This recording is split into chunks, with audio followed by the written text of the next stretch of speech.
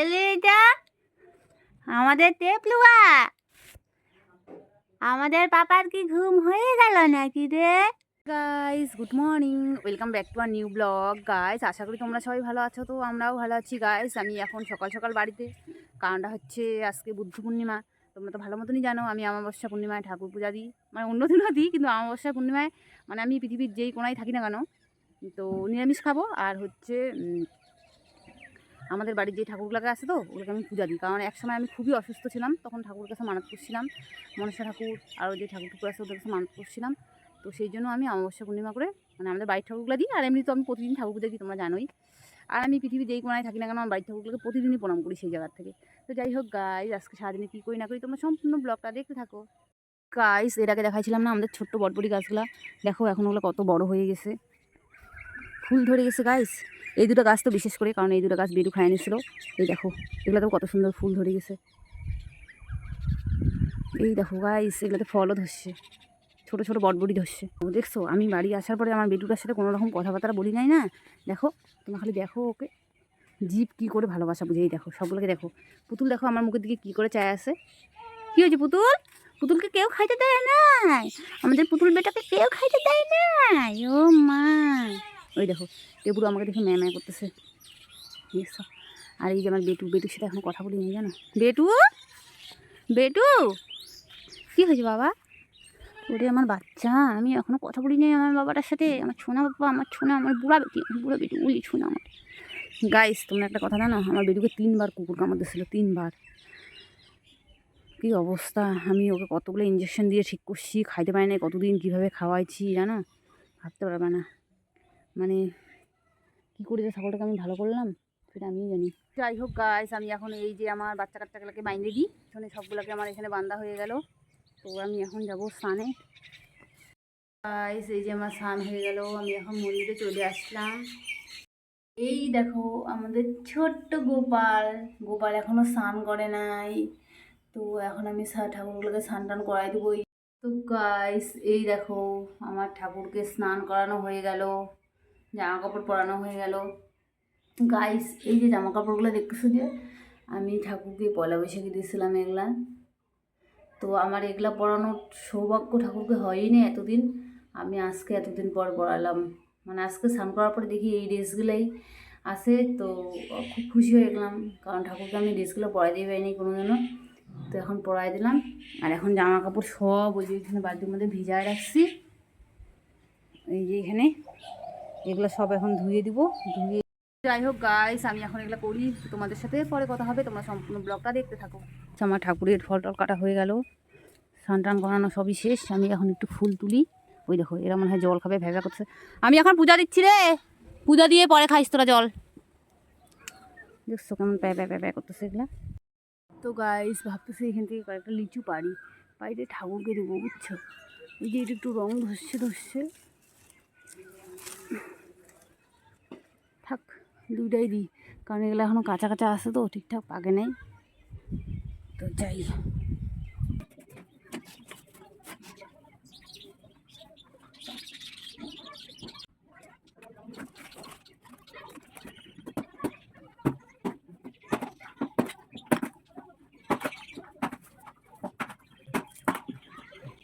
হে কৃষ্ণ করুণা সিন্ধু দীনবন্ধু জগৎ রাধাকান্ত নমস্তুতে।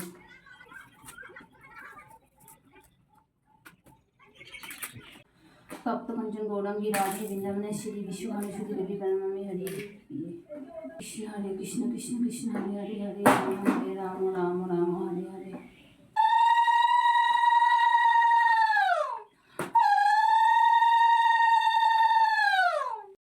তো গাইস এই যে আমার এখন পূজা দেওয়া শেষ, আমি ঠাকুরকে আজকে এগুলা দিয়ে দিলাম।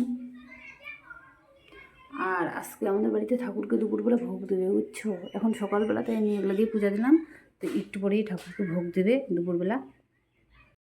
পূজা দিতে দিতে আমার প্রচণ্ড পরিমাণে জল বসা পাইছে, তাই আমি রান্নাঘরে আসলাম এখন জল খাইতে। আর বাইরে কী কী হচ্ছে তোমাদের দেখাচ্ছে। হ্যাঁ এই দেখো মা আমার জন্য সিদ্ধ ভাত করে রাখছে, আমি ভাইয়ের বউ ভাই ওরা সব খাবো, সেই জন্য সিদ্ধ ভাত করছে।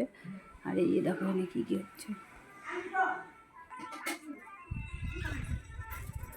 এই যে দেখো এখানে ভোগে রান্নাবান্না করবে, সেই জন্য এখানে রান্নাবান্না হচ্ছে। বাইরে বৃষ্টি পড়া শুরু হয়ে গেছে। আমার পূজা দেওয়া হয়ে গেল, তারপরে আমি আসলাম ছাগলগুলোকে একটু বাইরে আমি আর মা বাইন্ধে দিলাম। আর দেখো বৃষ্টি পড়া শুরু হয়েছে। আর আমি এই দেখো এখন আলু সিদ্ধ মাখতেছি, আলু সিদ্ধ আর ভাত খাবো, কারণ আজকে সবাই যেহেতু ব্যস্ত, কোনো কিছু রান্না হয় নাই। আর আজকে তার মধ্যে আমার মা বাবু এরা তো ভাতই খায় না, ভোগ টোক হবে তারপরে খাবে। যাই হোক আজকে আমরা আলু সিদ্ধ ভাতই খাচ্ছি। গাইস আমি খাওয়া দাওয়ার পরে এই যে দেখো ছাগলগুলোকে মাঠে এনে বাইন্ধে দিলাম, জল খাওয়াইলাম, এখানে এনে সব বাইন্ধে দিলাম। আর এখন বাড়ি যাবো, পুচকাকে আসার পরে একটু কোলেও নিই নাই, ওকে একটু গিয়ে কোলে নিই। গাইস এই দেখো এখানে রান্নাবান্না এখনও হচ্ছে। আর এদিকে সব লোকজন, সব কীর্তনে সবাই আসছে, রান্নাঘরে চাটা হচ্ছে। তো গাইস আমি এখন রেডি হয়ে যাবো, রেডি হয়ে ওই বাড়ি চলে যাব, কারণ আজকে দোকানে না লোক আছে। আর রুম এখন পর্যন্ত স্নান করতে পারিনি, এখন 2টা বাজে, তো এখনও ও স্নান করে নাই, সেই জন্য মানে কোনো কিছু করতেই পারছে না ও, তাই আমি এখন যাইগা ওই বাড়ি। তো গাইস তোমরা সম্পূর্ণ ব্লগটা দেখতে থাকো।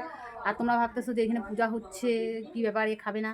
আসলে সকালবেলা তো আমি ঠাকুর পূজায় দিলাম, আর আমার পেটটা না একদমই ভালো নয়। কালকে রাত্রেবেলা গ্যাসের জন্য আমি মানে কয়েকটা মুড়ি খাইছি, মুড়ি খেয়ে শুয়েছি। আর আজকেও তো তখন দেখলাম যে সিদ্ধ ভাত খাইছি, মানে আমার পেটই ভালো না, আমি খাইতেই পারবো না। তবু ভাবছিলাম যে রুমের জন্য একটু প্রসাদ নিয়ে যাবো, তো ও যেহেতু কোনো কিছু করতেই পারতেছে না, থাক, ওর মা যেহেতু ভোগ দিবে বাড়িতে তো ওইটাই খাবে। সেই দেখো আমি এখন রেডি হয়ে গেছি, এখন আমি বের হয়ে যাচ্ছি। ভাবতেছি রুমের জন্য 2-1টা লিচু নিয়ে যাই। পাকে নাই যদিও, রং ধরছে, দেখো পাখিগুলো এসে এখনই খায় নিচ্ছে, এদিকে করে ছিঁড়ি। দেখো গাইস রুমের জন্য আমি কয়েকটা লিচু ছিঁড়ে নিলাম। গাইস আমি এই বাড়ি আসার পর এই যে ড্রেসটা চেঞ্জ করে নিলাম, আর চুলগুলো আমার ভিজা ছিল তো, তো সেই জন্য আমি চুলগুলো ছাড়িয়ে দিচ্ছি। জানো আমাদের বাড়ি ওদিকে গ্রামে এখন কি কি হচ্ছে তোমাদেরকে বলবো।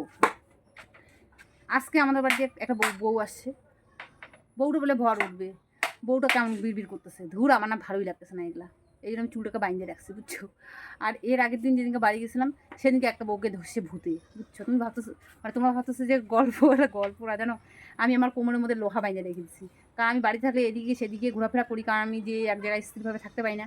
রুম আমাকে বলে কি তোর বেশিক্ষণ বাড়িতে থাকতে লাগবে না, তুই তাড়াতাড়ি করে আয়, তুই তাড়াতাড়ি করে আয়, তুই তাড়াতাড়ি করে আয়।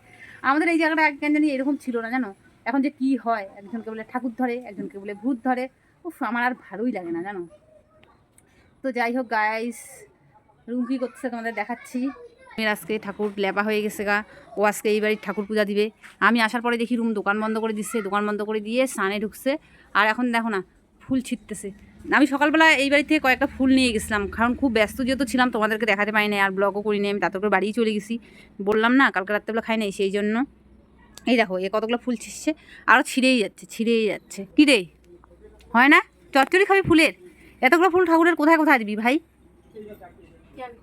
এত ফুল লাগে নাকি? হয়েছে এগুলা দিয়ে দে। দেখো কত ফুল মেরে তুলেই যাচ্ছে তুলেই যাচ্ছে তুলে যাচ্ছে। অবশ্য ফুলগুলোও ভাবতেছে যে তুলুক, আমাকে তুলুক, কারণ কেন বলতো একটা ফুল ঠাকুরের চরণে যাইতেও ফুলটারও সে লাগে। ও মা তুই ছেঙ্গা তাড়াচ্ছিস, আমি তাই বলি যে লম্বা বাসটা নিয়ে তুই কী করতেছিস। বলো গাইস কথাটা সত্যি না? ফুলগুলোও ভাবে যে আমাকে ছিঁড়ুক, ছিঁড়ে ঠাকুরের চরণে দেখ। তো যাই হোক গাইস রুম পূজা দেখ, ছেঙ্গা তারাক, যেমন চায় করে করুক গা, আমি ঘরে গিয়ে শুয়ে থাকি। গাইস এই দেখো রুম ঠাকুর পূজা দিয়ে আসলো, আর আমিও ঘরের মধ্যে শুয়ে আসি। আকাশটা মনে হয় আরও বৃষ্টি আসবে, বুঝছো। এই দেখো ঘরের মধ্যে আমরা দুজন আসি, এখন দুপুরবেলা, আর মনে হচ্ছে কি অন্ধকার হয়ে গেছে, রাত হয়ে গেছে, কিন্তু এখন দুপুরবেলা জানো। রুম বলতেছে বিকালবেলা বাজারে যাবে, আমি বলছি যাইতে লাগবে না, 2-1টা জিনিসের শর্ট, এত যে প্রতিদিন দিন বাজার যাইতে লাগে না, আমার ভালোই লাগে না 1 ঘন্টার মাথা।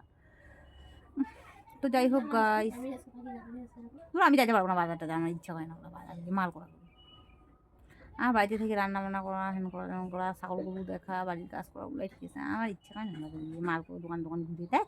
গাইস ওই বাড়ি থেকে তো চলে আসছি জানোই, ভাবছিলাম পরে তরকারি টুকরি আনবো, কিচ্ছু আনি নাই। আজকে সারাদিন আলু সিদ্ধ ভাতই খাবো, বুঝছো। এই বাড়িতেও ডাল পটল ভাজা আর আলু সিদ্ধ, তো এখন আলু সিদ্ধ দিয়ে খাবো আজকে।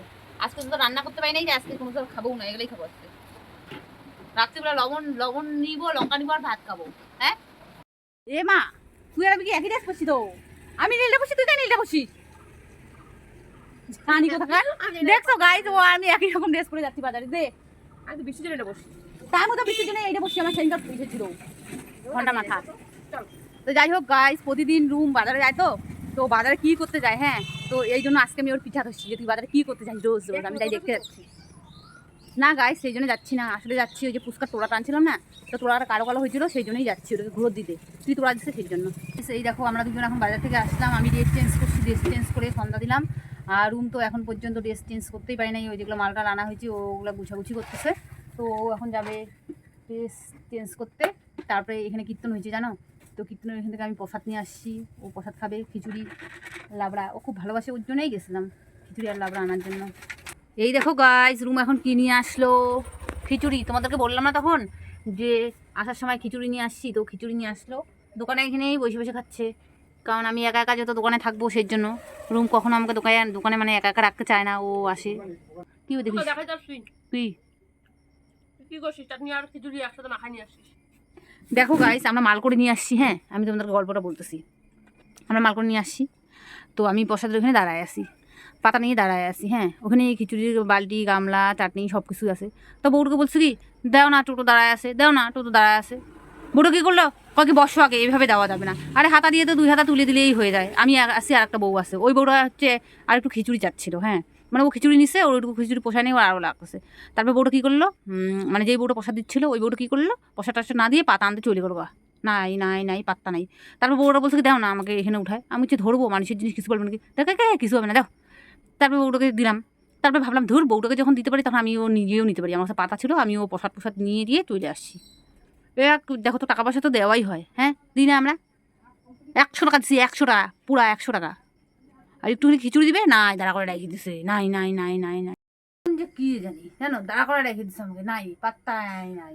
ধুর থেকে টোটো দাঁড়া ছিল, আমি নিয়ে গিয়ে চলে আসছি। দাও, অবশ্য ওখানে 1 2 অনেক লোক ছিল, হাতা ছিল, খিচুড়ি ছিল, লাবড়া ছিল, চাটনি ছিল, উঠাইছি নিছি চলে আসছি নিজের হাতে। তো যাই হোক গাইস, ভিডিওটা আর বাড়াবো না, ভিডিওটা এখানেই শেষ করি। তোমরা সবাই ভালো থেকো, টাটা গাইস, গুড নাইট।